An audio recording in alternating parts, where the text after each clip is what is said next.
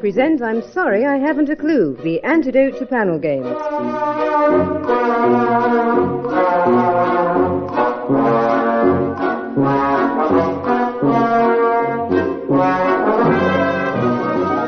At the piano is Colin and your chairman is Humphrey Lyttelton.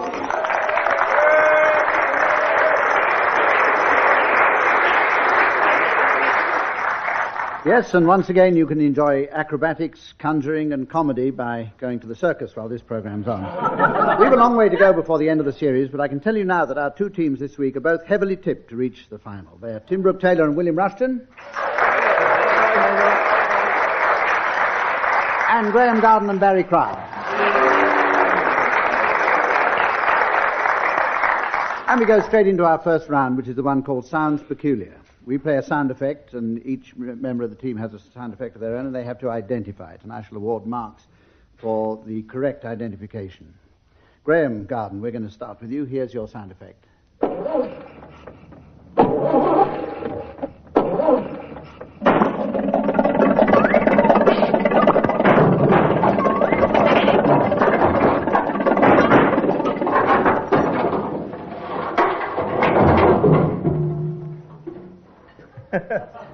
Right, Graeme.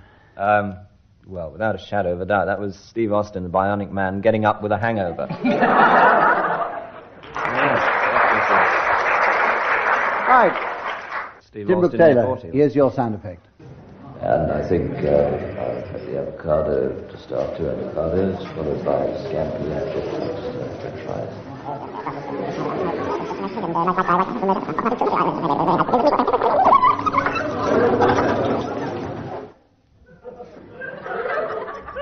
It's a restaurant.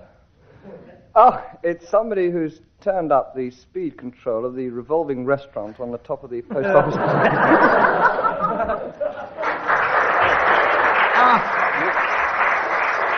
Yes. I was actually there when it happened. Now, Barry, here's your sound effect. Nicholas Parsons without a script.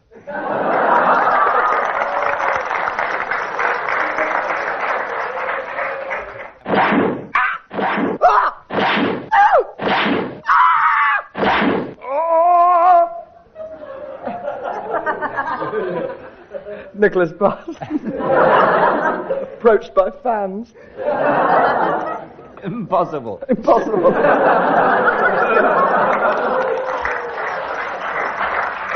Right, Barry, do your best, because Tim and Graeme have what the both sound got a effect was bonus now. mark. Could I hear it again, quite seriously? And then you needn't play it again after I've done a very funny guess. Barry would like to hear it again. Right, stand by, here it is.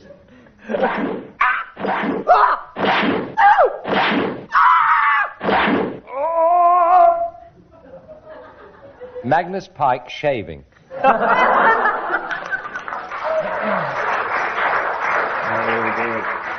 bit like Sparrow Agnew driving off that first tee.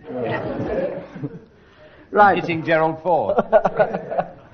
Tim's streaking away with the bonus points there. Now then. Put your clothes back on there. Willie Rushton, here's your sound effect.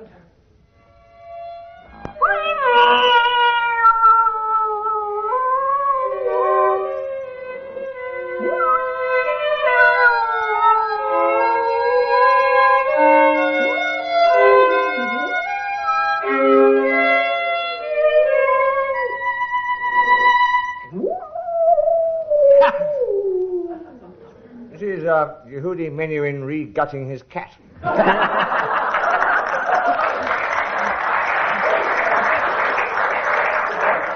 Or was it Stephen Grappelli playing anything? Sherlock Holmes with a hernia.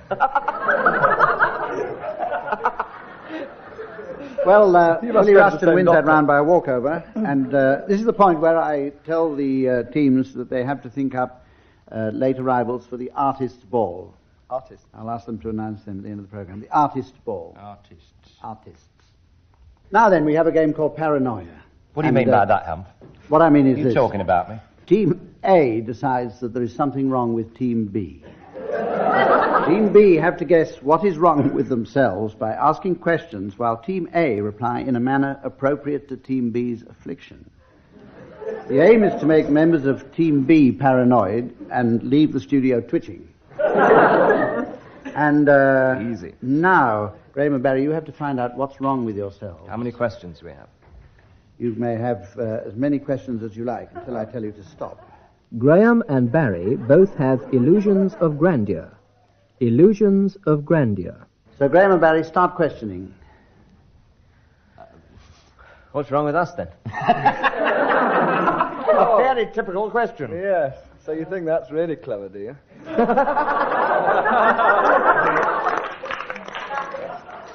Are we conceited? Have we Oh, got... very good. Oh, yes. We're sarcastic. I expect you're very pleased with that one too, aren't you? Absolutely brilliant, like Muir and Norden, I expect.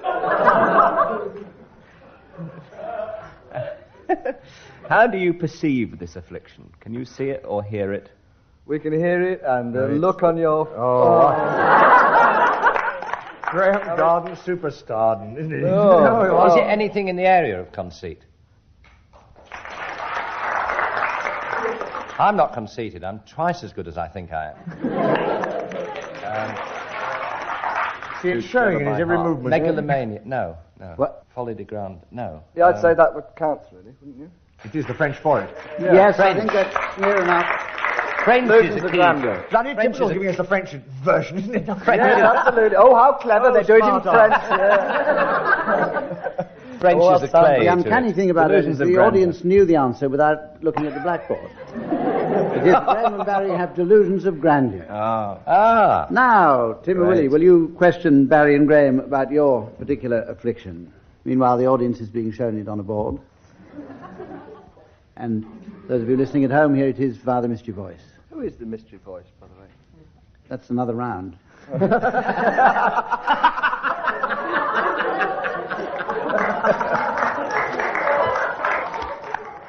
Tim is not here. You're right. Right, start the questions. Does this apply to both of us?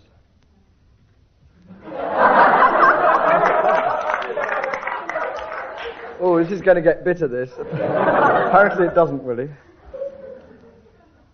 Do I have it more often than Tim? What has that got to do with Stick anything? to the Oh, that's game. right, I Graham knows him quite well. I just wanted to know. We have an argument. Yeah, but he doesn't know me that well. You are winning in this situation in which you find yourselves, I would have said. It's not hirsuteness. Not a I know it. hirsuteness reference. No. Tim has the questioning. Yeah, was that when we were misled by the fact that both of us are different on this?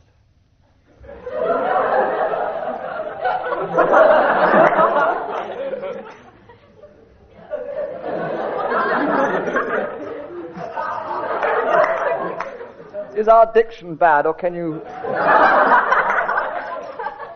And I've heard of clues, but silence. Come on, Willie.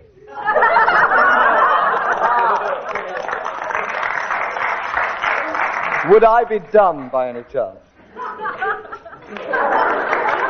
What? Am I silent? In other words, they can hear I you. think they you'd better can't take hear up the me. questioning, Willie, if you could.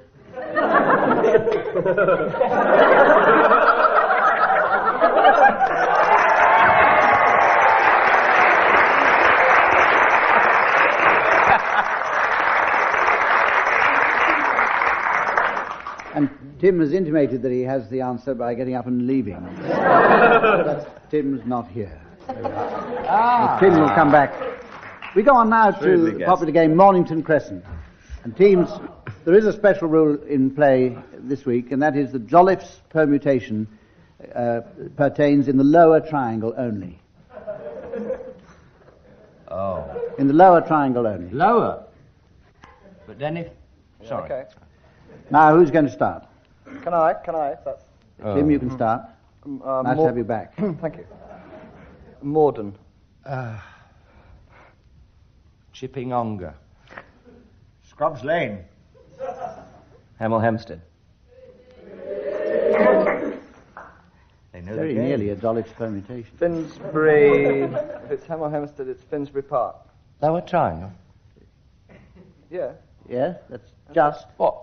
It If is. that's okay. Finsbury All Park. right. No, it is. Is it? Yeah. Well, we can't go into why. I'm sorry, I won't hold the game up. You have done. Berkeley Square. SW15.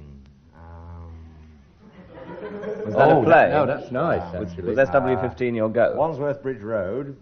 Yes, that's right. Fulham Palace Road. Mornington Crescent. Oh.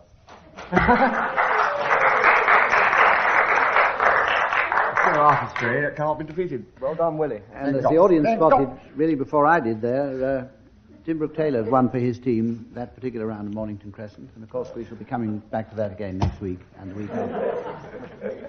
Now we go on to the round which is called tag wrestling. And in this round I'm going to give each team the payoff of a story, and I shall then start one of you off telling a story to fit your punchline. And then when I feel like it, I shall press my buzzer, and a member... Oh, press the buzzer, it sounds like that. And a member from the opposing team will have to take up the story but make it fit his punchline. The team that reaches their punchline first wins the round. Seems the logical way of doing it.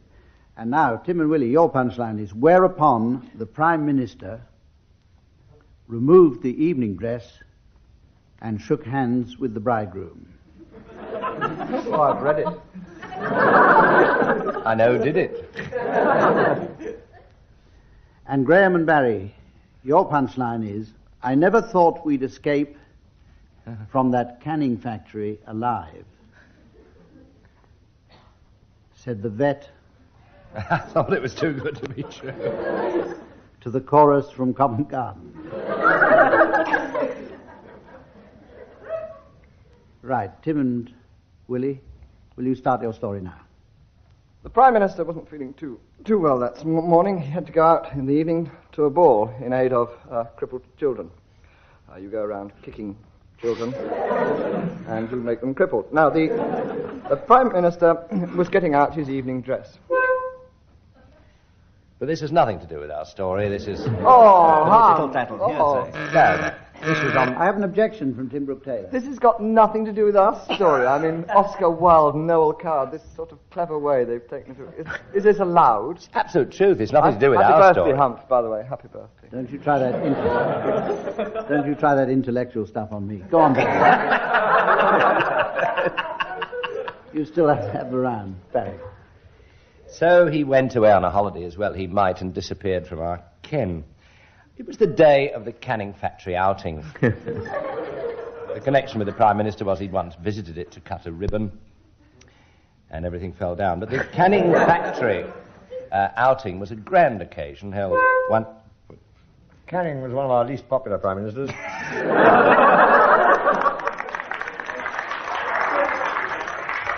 Constantly sending gunboats up the Zambezi and things of that nature. Anyway, it was his daughter's wedding day. It was. So, thrusting on his evening dress, he set off for St Margaret's, which is next door to Westminster Abbey and slightly more posh, if you know that sort of thing. And they had a fine wedding there. I think the young Canning was marrying Miss Canning, as she was. The Miss Canning, I think. My history defeats me at this juncture. Miss Canning Town. Miss Canning Town. She had been. 1843, she was voted Miss Canning Town. Objection from Barry Were Crown. both the people concerned in this wedding called Canning? Yes. Just tidying they were married. the facts up. Yes. During the ceremony, they were married. Yeah. During the ceremony, they were married. Graham the choir Garden, will you boys, take up the story during and the extricate ceremony- me from an awkward situation? Marriage took place.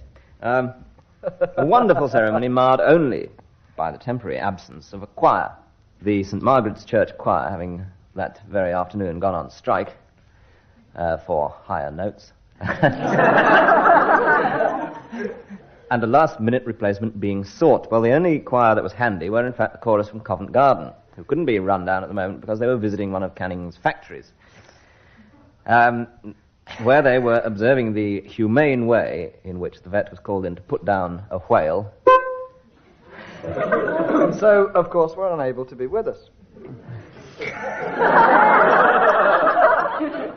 The Prime Minister, at the relevant moment in the service, where his daughter was being married to Mr. Canning, suddenly realized that she was, how shall I say, déshabillée. I'm only saying that because I can't think of anything else to say. Suddenly there was a bomb scare at the wedding. Oh, The vicar cried, "Over to the Canning factory. We'll be safe there." And they all rushed into the canning factory, crammed themselves in, and suddenly heard very menacing noises from outside. Whereupon the Prime Minister removed the evening dress and shook hands with the bridegroom for 1 minute.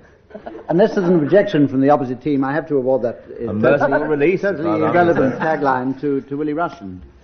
No objection. Willie Rushton's the winner. Brilliant. Absolutely brilliant.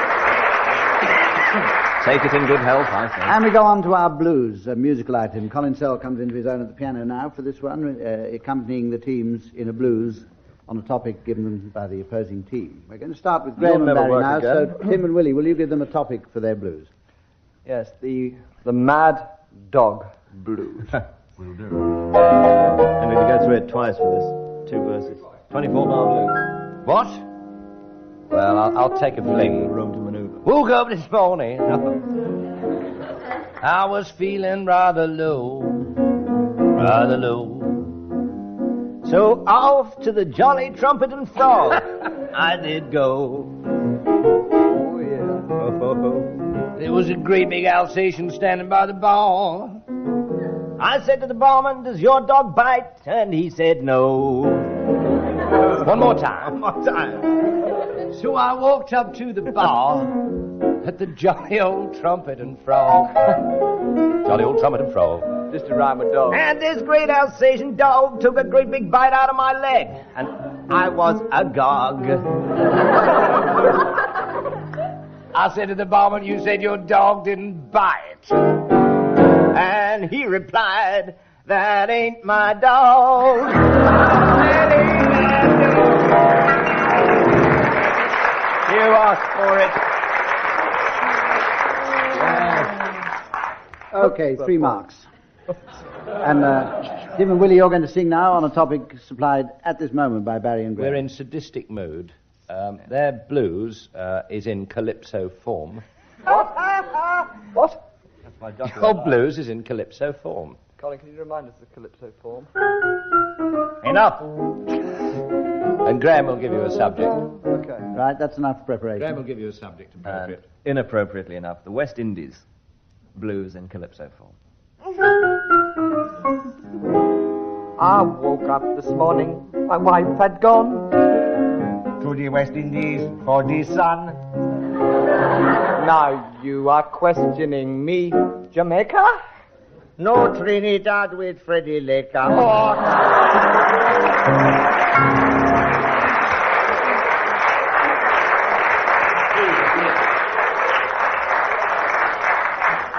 Glib devils. 4 points for you. Now we come to a round called Kim's Game, which is based on the well-known parlour game. A number of items will be passed on a conveyor belt in front of one member of each team, and he has to remember as many of them as possible with the help of his partner. The conveyor belt goes for 10 seconds, and there are 30 seconds for recollection. And the recollector can take home everything he remembers. We're going to start with you, Tim and Willie. The objects are coming up on the conveyor belt now.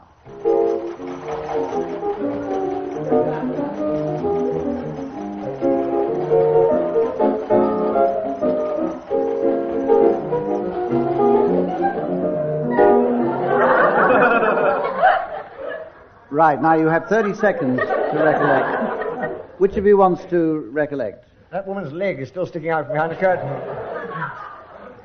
Anthea's leg. Can we both do it together? All right. Cuddly toy. There was a dead juggernaut. Typewriter, electric hair curlers, a Concorde. Concord, yes, Concord. The thing, without toasting fork. Toasting fork. Well, an electric thing, Electric thing. Silver Joanna Southcott's cricket box. Right. One of those things that you plug in and you got and you push it and it's made of solid gold. And it warms the wife. It warms the wife. And there were 2 of those. And there was another cuddly toy. And what else was there, Willie? Larry Grayson's body. A flea circus. Yes, the man who puts the things on the end. You can take him home. Well, I worked out that you correctly recollected 4 items out of that, so you get 4 marks and you can take them back. And I would like, before Graeme and Barry do their recollecting, I would like to ask the audience, please don't help them, because it's spoiled. Graeme and Barry, here are your items on the conveyor belt, starting now.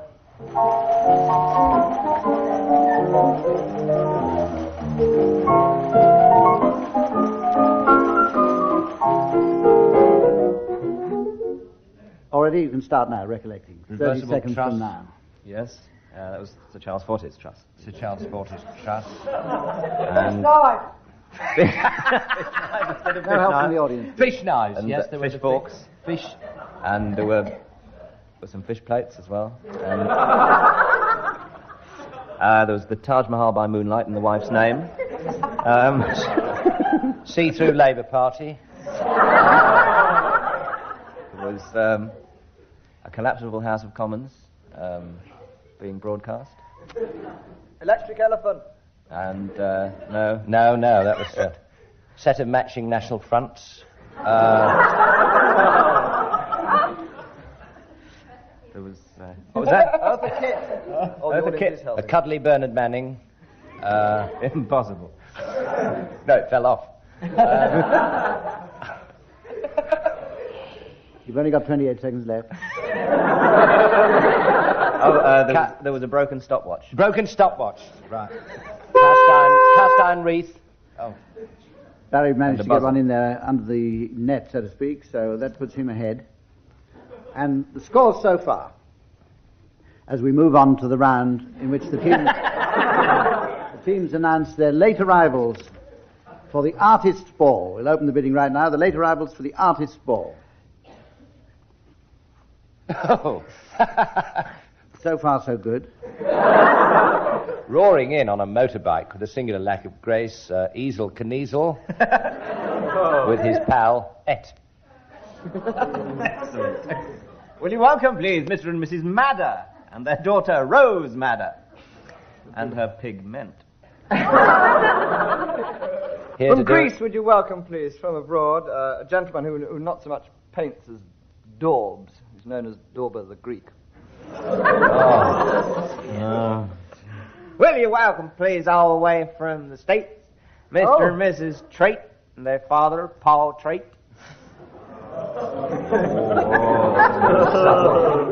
Here with the ladies and the gents, 2 Lou's Lautrec. Going to do some impressions for us with his driver, Van Gogh. The impressions. The impressionist, yes. And who are those people dressed up as parcels and letters? They're the post-impressionists.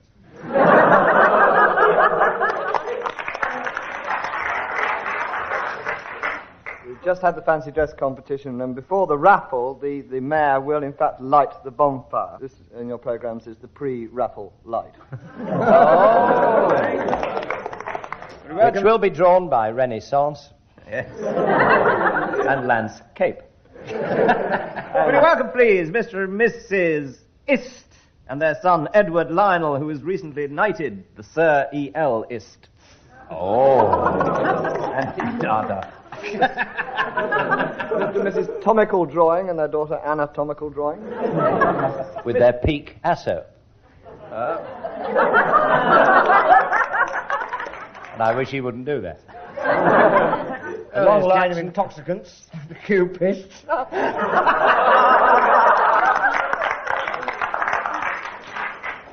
Isn't that Pissarro with them? Yes. Can't see he's got his back turned. Oh, there's Jackson Pollock with his family, but we don't talk about that.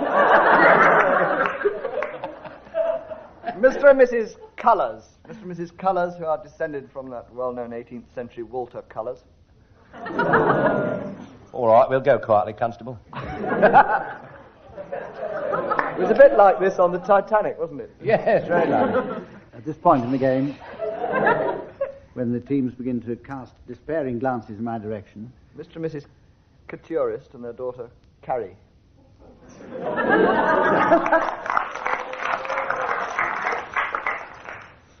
From Turkey, the Turquoise blue. And the score in that round is to Barry and Graeme, 5 groans, 3 claps and a laugh. What and laugh? Tim and Willie, 3 heavy sighs, 9 claps and 8 seconds of dead silence. Which puts them in the overall lead and means that we've finished the games for this week, and we'll see you again next week. Goodbye now.